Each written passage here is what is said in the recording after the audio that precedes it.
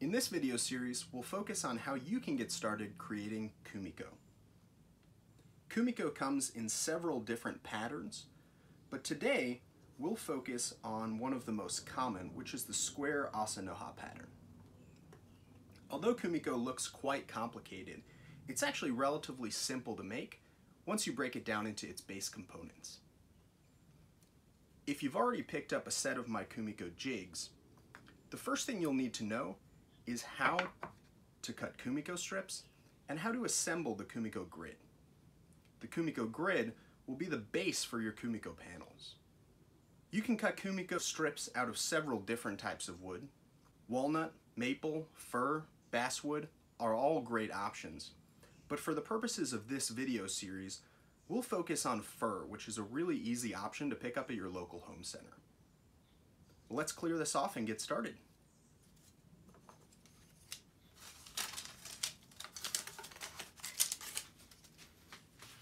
Kumiko strips can be cut in several different ways, either with hand tools or with power tools. Today, we'll focus on what I think is the easiest way, using the table saw. I'll be using this crosscut sled, and I'll show you a couple methods where we can make the Kumiko grids without a dedicated sled. If you don't have a crosscut sled of your own, I highly recommend making one. But if not, you can also accomplish everything that we'll learn here today with a miter gauge.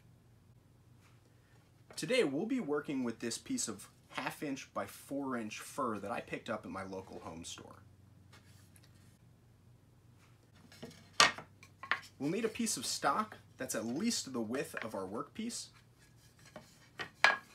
and we'll also need a piece of scrap that we can test the depth of the kerf on. To get started, we've taken that base piece that's at least as wide as the workpiece, cut a small chunk off the end, and we put a little kerf into that piece. Inside of that, we've stuck a small piece of Kumiko strip. We'll show you how to cut that a little bit later. Right now, we're going to line up the one side with the saw kerf, as you can see here. The other side will move left to right dependent on the size of our Kumiko grid and how far apart we want those half laps to be. For our purposes, I'm going to line it up about 1.5 inches away. We'll clamp both those down to lock them in place.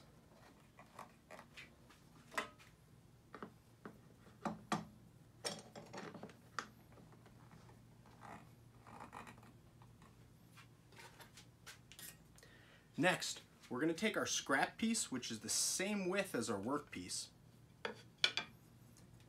and we'll run it over the saw kerf to dial in the height of that half lap. Right now we've got it set to about 1/4 inch above this base piece. Let's see how we did.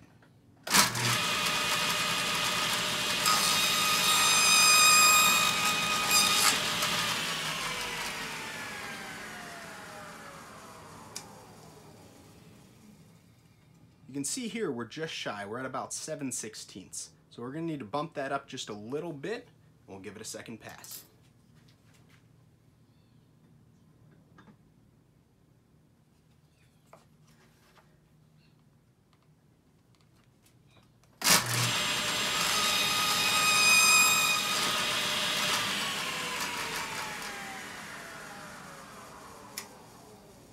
That looks perfect. We always want to err on the side of going a little too far into the piece versus too short. That way the grid will snap together fully. Now that we've got our jig dialed in, we can start using our workpiece. I'm going to first cut a kerf about 1/2 inch from the end.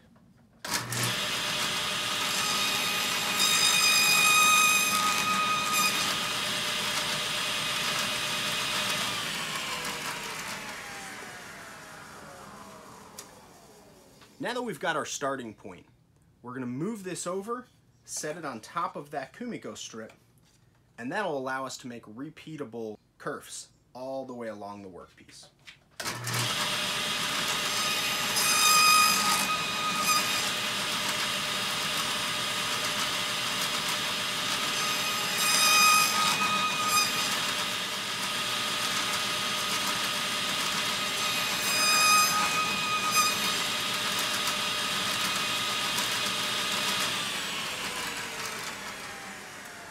there we are.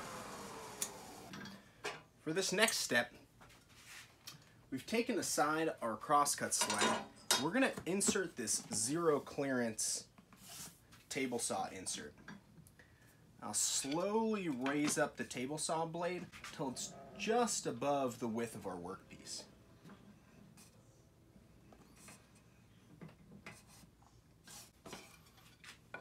You want to make sure you have some sort of splitter or riving knife to be able to cut these consistently and safely.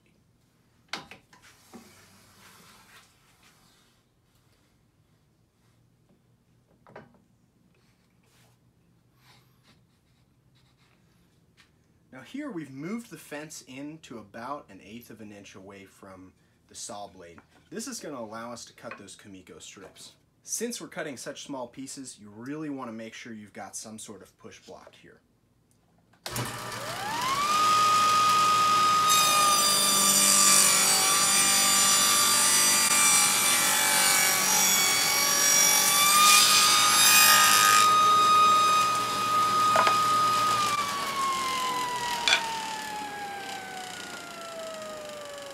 Now we've cut our first strip.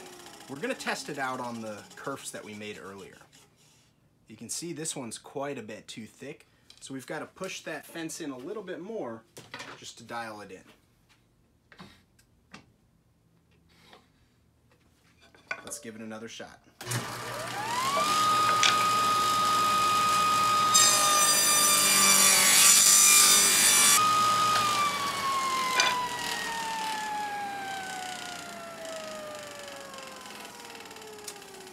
This one fits perfect. And you want to make sure you can slide this the full length, but that it's not too thin that you have too much give. We're going to go ahead and cut the rest.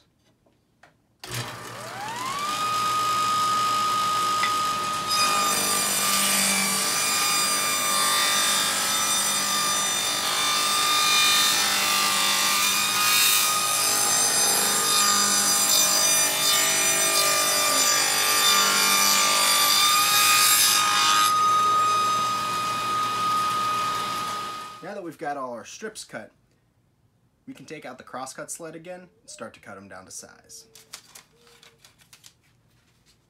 I placed this stop block on, which is going to allow me to cut them all a little bit more consistently, but you can do it by hand as well.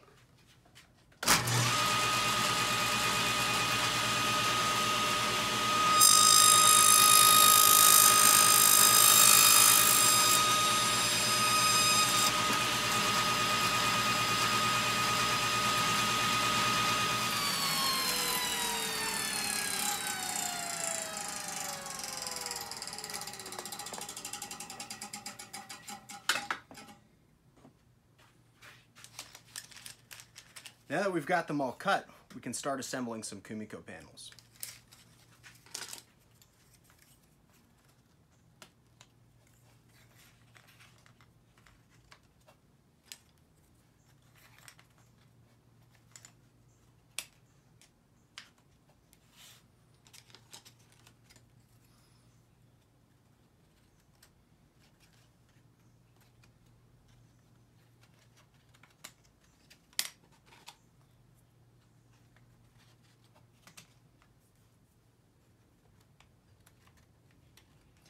And there you go. Now you've got your Kumiko grids and Kumiko strips. Check out our next video to see how to do the asa-no-ha infill pattern. Thanks for watching.